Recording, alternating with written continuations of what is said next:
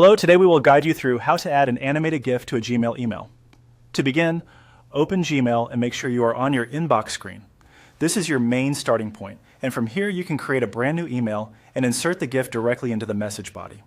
If you are not already signed in, go ahead and sign into your Gmail account before continuing. Once you are in your inbox, look to the upper left area of the screen and click Compose. This opens a new email draft window where you can build your message. You can add your recipient, subject line, and message text now or later, depending on your preference.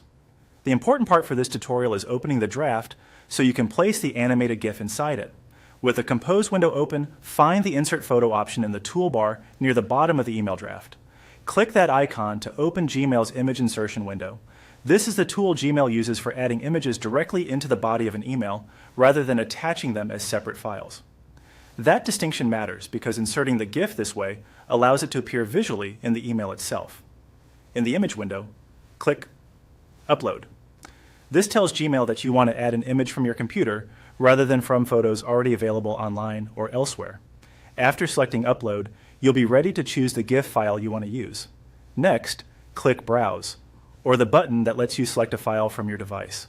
This will open your computer's file browser. From there, navigate to the folder where your animated GIF is saved.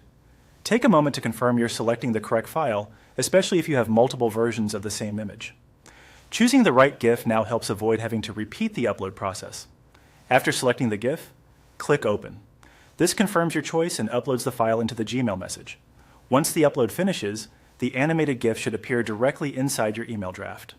At this point, you can continue editing the email as needed, add any final message text, and review how the GIF looks before sending. As a quick tip, if the GIF appears too large or not quite where you want it, you can usually click on the image inside the draft and adjust its display settings. It's also a good idea to send a test email to yourself first, just to make sure the animation displays the way you expect. That's it. You've successfully added an animated GIF to a Gmail email.